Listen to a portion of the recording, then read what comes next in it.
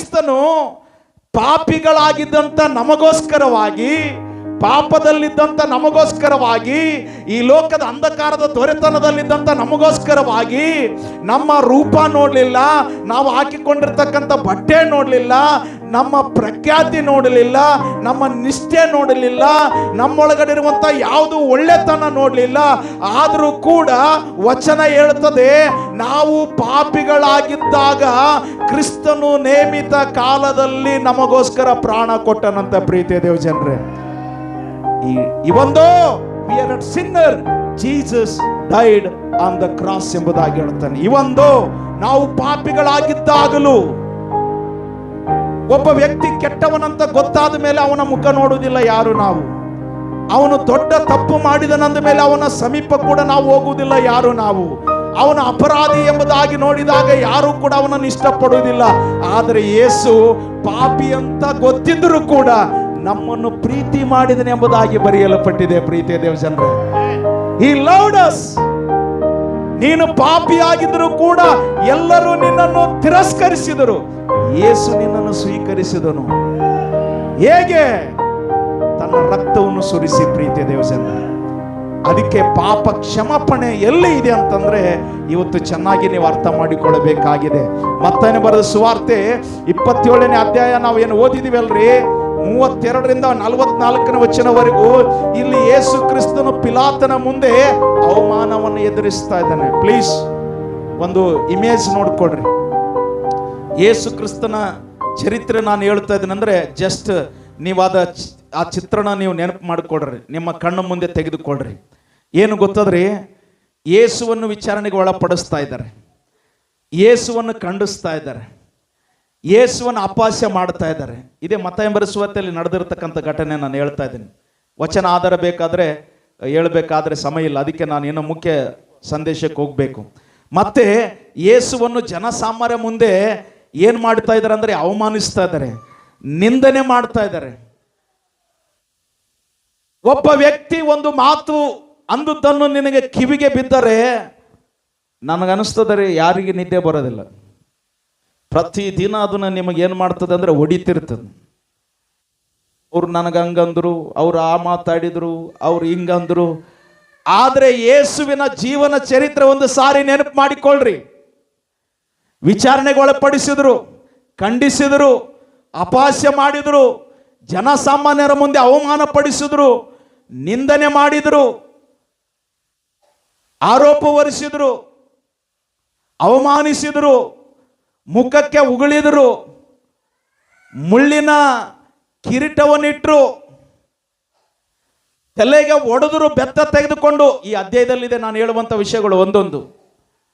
ಇವೆಲ್ಲ ಯೇಸು ಕ್ರಿಸ್ತನಿಗೆ ಏನಾಯ್ತಂದ್ರೆ ಅವಮಾನಕ್ಕಿಂತ ಅವಮಾನ, ಆರೋಪಕ್ಕಿಂತ ಆರೋಪ ಹೆಚ್ಚಾಯಿತು. ಪ್ರೀತಿಯ ದೇವ ಜನರೇ, ಯೇಸು ಕ್ರಿಸ್ತನ ಇದೆಲ್ಲ ಯಾಕೆ ಸಹಿಸಿಕೊಂಡನಂತಂದ್ರೆ ಇವತ್ತು ನಾನು ನೀನು ಇಲ್ಲಿ ಕುಂತೀವಿ ಅಂದ್ರೆ ನಮ್ಮನ್ನು ಪಾಪದಿಂದ ಬಿಡುಗಡೆ ಮಾಡೋದಕ್ಕಾಗಿ ಯೇಸು ಸಹಿಸಿಕೊಂಡ. ಪ್ರಿಯರೇ, ಪ್ಲೀಸ್ ಇದನ್ನು ಚೆನ್ನಾಗಿ ಅರ್ಥ ಮಾಡಿಕೊಳ್ಳ್ರಿ. ಯೇಸು ಇವತ್ತು ಅಷ್ಟು ಶ್ರಮೆ ಪಟ್ಟದ್ದು, ಕಷ್ಟಪಟ್ಟದ್ದು, ಅವಮಾನ ಹೊಂದಿದ್ದು, ನಿಂದನೆ ಹೊಂದಿದ್ದು ಯಾವುದಕ್ಕಾಗಿ ಅಂದ್ರೆ ನನ್ನನ್ನು ನಿನ್ನನ್ನು ಪಾಪದಿಂದ ಬಿಡುಗಡೆ ಮಾಡೋದಕ್ಕಾಗಿ, ಬೇರೆ ಯಾವುದಕ್ಕಾಗಿ ಅಲ್ಲ.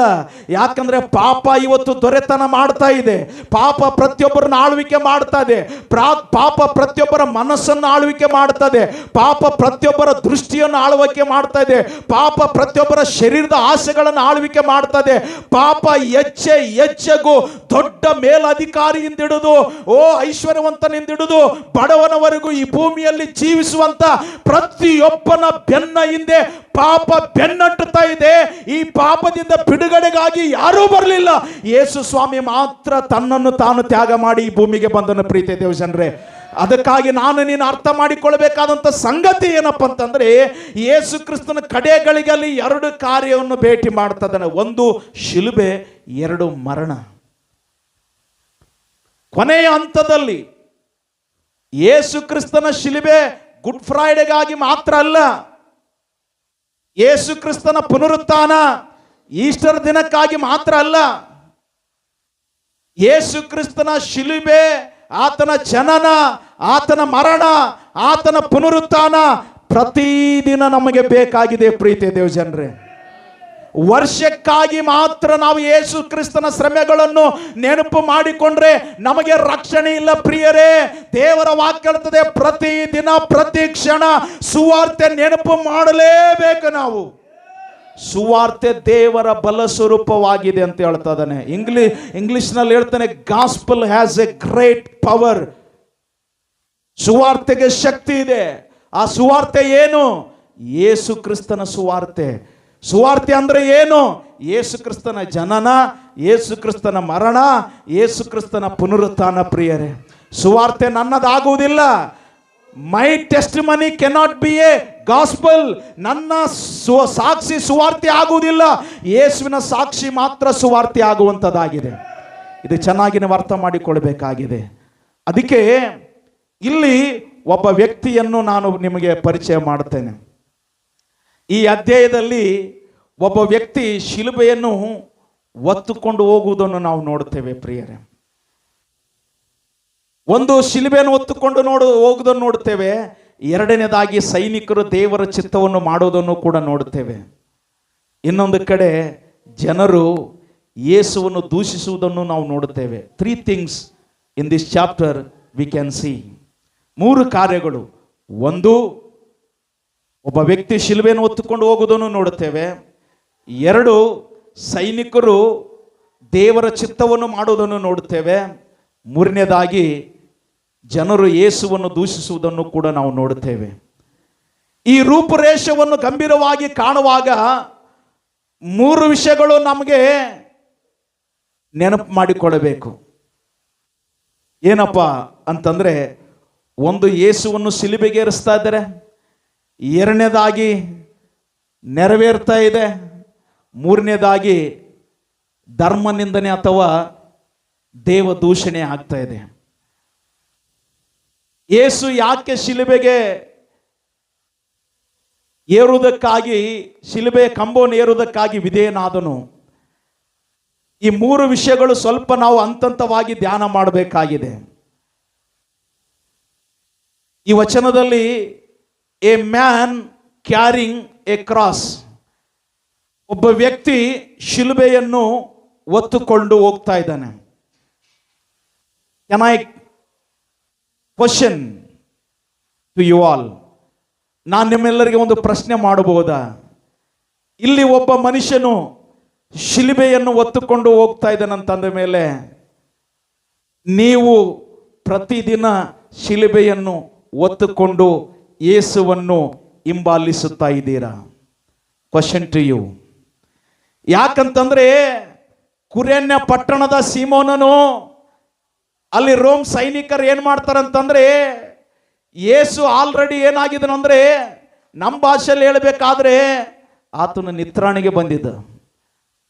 ಕೊರಡೆಗಳಿಂದ ಹೊಡೆದ್ರು, ಎಷ್ಟೋ ಹಿಂಸೆ ಕೊಟ್ಟರು, ಅವಮಾನ ಪಡಿಸಿದ್ರು, ತಲೆಗೆ ಬೆತ್ತದಿಂದ ಹೊಡೆದ್ರು.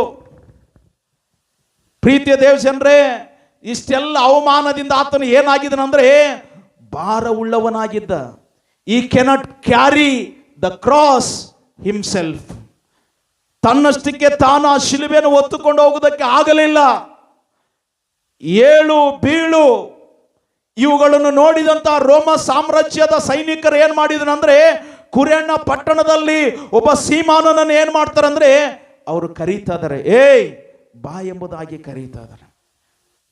ನೀನು ಕೂಡ ಅವರಲ್ಲಿ ಒಬ್ಬವನು ಬಾ ಎಂಬುದಾಗಿ ಕರೆದು ನೀನು ಶಿಲುಬೆಯನ್ನು ಮಾಡು, ಒತ್ತುಕೋ.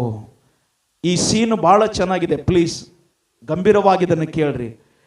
ಒಂದು ಕಡೆ ಸೀಮೋನನು ಶಿಲುಬೆಯನ್ನು ಹೊತ್ತುಕೊಂಡು ಯೇಸು ಮುಂದೆ ಹೋಗ್ತಾ ಇದ್ದಾನೆ, ಸೀಮೋನನು ಏನ್ ಮಾಡ್ತಾ ಇದ್ದಾನೆ, ಹಿಂದೆ ಹೋಗ್ತಾ ಇದ್ದಾನೆ. ಯೇಸು ಮುಂದೆ ಹೋಗ್ತಾ ಇದ್ದಾನೆ, ಯೇಸು ಮುಂದೆ ಅವಮಾನವನ್ನು ಹೊಂದುತ್ತಾ ಹೋಗ್ತಾ ಇದ್ದಾನೆ, ಆರೋಪಗಳನ್ನು ಹೊಂದುತ್ತಾ ಹೋಗ್ತಾ ಇದ್ದಾನೆ, ದೂಷಣೆಯೊಂದಿಗೆ ಹೋಗ್ತಾ ಇದ್ದಾನೆ. ಜನರು ವಿಧ ವಿಧವಾದಂಥ ಅಪಹಾಸ್ಯವನ್ನು ಮಾಡುವುದನ್ನು ಕೇಳಿ ಕೂಡ ಯೇಸು ಮುಂದೆ ಹೋಗ್ತಾ ಇದ್ದಾನೆ. ಆದರೆ ಒಂದು ಕಡೆ ಸೀಮೋನನು ಕೂಡ ಎಲ್ಲಿವರೆಗೂ ಹೋದನಂತಂದ್ರೆ ಕಪಾಲದ ಸ್ಥಳದವರೆಗೂ ಕೂಡ ಯೇಸುವಿನ ಶಿಲುಬೆಯನ್ನು ಹೊತ್ತುಕೊಂಡು ಹಿಂದನೇ ಹೋಗ್ತಾ ಇದ್ದಾನೆ. ಪ್ರೀತಿಯ ದೇವಜನರೇ, ಆದರೂ ಕೂಡ ಪ್ರೀತಿಯ ದೇವಜನರ ಒಂದನ್ನು ಅರ್ಥ ಮಾಡಿಕೊಳ್ಳ್ರಿ.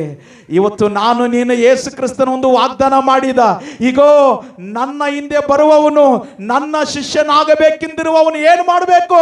ತನ್ನ ಶಿಲುಬೆಯನ್ನು ಹೊತ್ತುಕೊಂಡು ದಿನಾಲು ನನ್ನ ಹಿಂದೆ ಬರಲಿ ಎಂಬುದಾಗಿ ಹೇಳ್ತಾನೆ. Every day you need to carry the cross and follow me ಎಂಬುದಾಗಿ ಹೇಳ್ತಾನೆ. ಪ್ರತಿದಿನ ಪ್ರತಿ ಕ್ಷಣ ನಿನ್ನ ಶಿಲುಬೆಯನ್ನು ಹೊತ್ತುಕೊಂಡು ನನ್ನನ್ನು ಹಿಂಬಾಲಿಸಬೇಕೆಂಬುದಾಗಿ ಯೇಸು ಹೇಳ್ತಾ ಇದ್ದಾನೆ. ಪ್ರಿಯರೇ, ಆಗದ ಮೇಲೆ ಶಿಲುಬೆ ಶ್ರೇಷ್ಠವಾದದ್ದಲ್ಲ, ಈ ಕಟ್ಟಿಗೆ ಶ್ರೇಷ್ಠವಾದದ್ದಲ್ಲ. ಶಿಲುಬೆಯಲ್ಲಿ ತನ್ನನ್ನು ತಾನು ತ್ಯಾಗ ಮಾಡಿ ನಮಗಾಗಿ ಒಪ್ಪಿಸಿಕೊಟ್ಟನಲ್ರಿ, ಆ ಯೇಸು ಕ್ರಿಸ್ತನು ಶ್ರೇಷ್ಠನೆಂಬುದಾಗಿ ತಿಳಿದುಕೊಳ್ಳಬೇಕಾಗಿದೆ. ನಾವು ಕೊರಳಲ್ಲಿ ಶಿಲುಬೆ ಹಾಕಿಕೊಳ್ಳುವುದರಿಂದ ರಕ್ಷಣೆ ಬರುವುದಿಲ್ಲ. ಮನೆಯಲ್ಲಿ ಶಿಲುಬೆ ಇಟ್ಟರೆ ರಕ್ಷಣೆ ಬರುವುದಿಲ್ಲ. ಶಿಲುಬೆ ಮೇಲೆ ಮಾಡಿ ಮುಗಿಸಿದಂತ ಯೇಸುವನ್ನು ಒಳಗಡೆ ಇಟ್ಟುಕೊಂಡ್ರೆ ದೊಡ್ಡ ರಕ್ಷಣೆ ನಮಗೆ ಬರುವಂಥದ್ದಾಗಿದೆ. ಪ್ರೀತಿಯ ದೇವಜನರೇ, ಹಾಗಂದ ಮೇಲೆ ಇಲ್ಲಿ ಏನಾಗ್ತದೆ ಅಂದರೆ ಭಯಂಕರವಾದಂಥ ಸನ್ನಿವೇಶ ನಡೆಯಿತು. ಒಂದು ಆಶ್ಚರ್ಯಕರವಾದಂಥ ಸಂಗತಿ ಏನಂತಂದ್ರೆ, ಶಿಲುಬೆಯನ್ನು ಹೊತ್ತುಕೊಂಡು ಯೇಸುವನ್ನು ಶಿಲುಬೆಗೆ ಏರಿಸುವವರೆಗೂ ಕೂಡ ಸೀಮೋನನು ಏನು ಮಾಡಿದನಂತೆ? ಯೇಸುವನ್ನು ಹಿಂಬಾಲಿಸಿದನಂತೆ. ಇವತ್ತು ಈ ಲೋಕ ಯಾತ್ರೆ ಮುಗಿಯುವಷ್ಟರೊಳಗಡೆ ಆಗಿ ಕೂಡ ಪ್ರೀತಿಯ ದೇವಜನರೇ, ಯೇಸು ಕ್ರಿಸ್ತನು ತಿರುಗಿ ಬರುವವರೆಗೂ ಪ್ರೀತಿಯ ದೇವಜನರೇ, ನನ್ನ ಶಿಲುಬೆಯನ್ನು ನಾನು ಹೊತ್ತುಕೊಂಡು ದಿನ ಯೇಸುವನ್ನು ಹಿಂಬಾಲಿಸಬೇಕಾಗಿದೆ. ಅಮ್ಮ, ಪ್ರತಿದಿನ ವಚನ ಆಧಾರ ಇದೆ, ವಚನ ಆಧಾರ ಇದೆ. ನನ್ನ ಶಿಷ್ಯನಾಗಬೇಕೆಂದಿರುವವನು ಏನು ಮಾಡಬೇಕಂತೆ? ತನ್ನ ಶಿಲುಬೆಯನ್ನು ಹೊತ್ತುಕೊಂಡು ದಿನಾಲು ಅಂತ ಇದೆ ವಚನ. ನಾನು ಒಂದು ಸಾರಿ ಪ್ರಸಂಗ ಮಾಡಿದ್ದೇನೆ ನಿಮಗೆ, ದಿನಾಲು ನನ್ನ ಹಿಂದೆ ಬರಬೇಕಂತ ಹೇಳಿ. ಆದರೆ ಈ ಸೀಮೋನನ್ನು ಹಿಂಬಾಲಿಸ್ತಾ ಇದ್ದೇನೆ. ಹಿಂಬಾಲಿಸುವಾಗ ಏನಾಗ್ತದೆ ಗೊತ್ತದೆ ಪ್ರೀತಿಯ ದೇವಜನರೇ? ಕ್ಷಣಾರ್ಧದಲ್ಲಿ ಅಲ್ಲಿ ನಮ್ಮ ಗಮನವನ್ನು ಯೇಸುವನ್ನು ಹಿಂಬಾಲಿಸುವಂತ ಶಿಲುಬೆಯನ್ನು ಹೊತ್ತುಕೊಂಡಿರುವಂತ ಈ ಸೀಮೋನನ ಕಡೆಗೆ ತಿರುಗುತ್ತದೆ. ಪ್ರೀತಿಯ ದೇವಜನರೇ, ವಚನ 32ರಲ್ಲಿ ಹೊರಕ್ಕೆ ಹೋಗುತ್ತಿರುವ ಕುರೇನ ಪಟ್ಟಣದ ಸೀಮೋನನೆಂಬುವನು ಕಂಡು ಅವನನ್ನು ಆತನ ಶಿಲುಬೆಯನ್ನು ಹೊರುವುದಕ್ಕೆ ಬಿಟ್ಟಿ ಹಿಡಿದರು ಎಂಬುದಾಗಿ ಹೇಳುತ್ತದನೆ.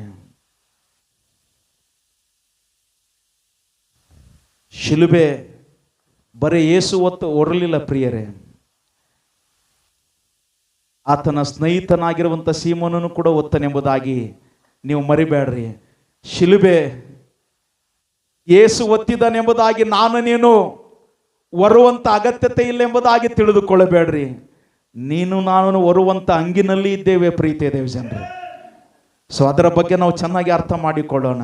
ಅದಕ್ಕೆ ಇಲ್ಲಿ ಕೊನೆಯದಾಗಿ ನಮ್ಮ ಶಿಲುಬೆಯನ್ನು ಹೊತ್ತುಕೊಂಡು ಯೇಸುವನ್ನು ಹಿಂಬಾಲಿಸುವುದರಲ್ಲಿ ನಾವು ಯಾವತ್ತೂ ಕೂಡ ಸೋತು ಹೋಗಬಾರದಂತೆ.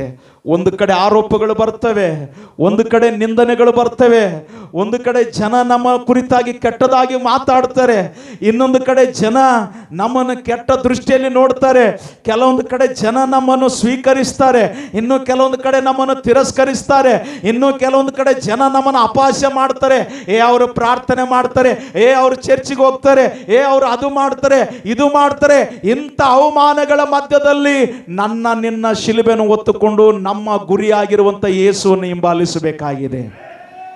ಇದು ದೇವರು ನಮಗೆ ಕೊಟ್ಟಿರ್ತಕ್ಕಂಥದ್ದು. ಅದಕ್ಕೆ ಮೊದಲನೇ ಕೊರಿಂಥ 1ನೇ ಅಧ್ಯಾಯ 18ನೇ ವಚನದಲ್ಲಿ ಏನು ಹೇಳ್ತಾನೆ? ಈಗೋ ಶಿಲುಬೆ ವಿಷಯವಾದಂಥ ಮಾತು. ಸೆಂಟೆನ್ಸ್ ಅರ್ಥ ಮಾಡಿಕೊಡ್ರಿ ಕರೆಕ್ಟಾಗಿ. ಶಿಲುಬೆಯ ಮಾತಲ್ಲ, ಶಿಲುಬೆಯ ವಿಷಯವಾದ ಮಾತು. ಕ್ರಾಸ್ ಅಲ್ಲ, ಕ್ರಾಸ್ ಅಲ್ಲಿ ನಡೆದಂಥ ಮಾತು. ಆಮೇನ್. ಶಿಲುಬೆಯ ವಿಷಯವಾದ ಮಾತು ನಾಶನ ಮಾರ್ಗದಲ್ಲಿರುವವರಿಗೆ, ಅಂದ್ರೆ ಶಿಲುಬೆ ವಿಷಯವಾದಂಥ ಸುವಾರ್ತೆ, ಶಿಲುಬೆ ವಿಷಯವಾದಂಥ ಸಂದೇಶ ನಾಶನ ಮಾರ್ಗದಲ್ಲಿರುವವರಿಗೆ ಹುಚ್ಚು ಮಾತಾಗಿದೆ. ಅದಕ್ಕೆ ನೀವು ಸುವಾರ್ತೆ ಹೇಳುವಾಗ ಕೆಲವೊಬ್ರು ಏನ್ ಮಾಡ್ತಾರೆ? ನಿಮ್ಮನ್ನು ತಿರಸ್ಕರಿಸ್ತಾರೆ. ಯೇಸುವಿನ ಬಗ್ಗೆ ನೀವು ಯೇಸು ನಿನ್ನನ್ನು ಪ್ರೀತಿ ಮಾಡ್ತಾನೆ ಎಂಬುದಾಗಿ ಹೇಳುವಾಗ ಕೆಲವೊಬ್ಬರು ತಿರಸ್ಕರಿಸ್ತಾರೆ. ಯೇಸು ನಿಮ್ಮ ಪಾಪಗಳಿಗೋಸ್ಕರವಾಗಿ ರಕ್ತ ಸುರಿಸಿದನಂದ್ರೆ ಅವರು ತಿರಸ್ಕರಿಸ್ತಾರೆ. ಕಾರಣ ಅವರು ಈ ಶಿಲುಬೆ ವಿಷಯದಲ್ಲಿ ಹುಚ್ಚುತನ ಎಂಬುದಾಗಿ ತಿಳಿದುಕೊಳ್ಳುತ್ತಾರೆ. ಇನ್ನೊಂದು ಕಡೆ ಪೌಲ ಏನು ಹೇಳ್ತಾನೆ ಗೊತ್ತಾ? ಕ್ರಿಸ್ತನ ನಿಮಿತ್ತವಾಗಿ ನಾನು ಹುಚ್ಚನಾಗಿದ್ದೇನೆ ಎಂಬುದಾಗಿ ಹೇಳ್ತಾನೆ. ಕ್ರಿಸ್ತನ ನಿಮಿತ್ತವಾಗಿ ಏನಾಗಿದ್ದೇನೆ? ನನ್ನ ಭಾಷೆಯಲ್ಲಿ ಹೇಳ್ತೇನೆ ಒಂದು ಉದಾಹರಣೆ. ಹುಚ್ಚನಾಯಿ ಏನ್ ಮಾಡ್ತದೆ ಹೇಳ್ರಿ? ಯಾರಿಗೆ ಕೇಳ್ತದೆ ಅದು? ಸಿಕ್ಕವ್ರಿಗೆ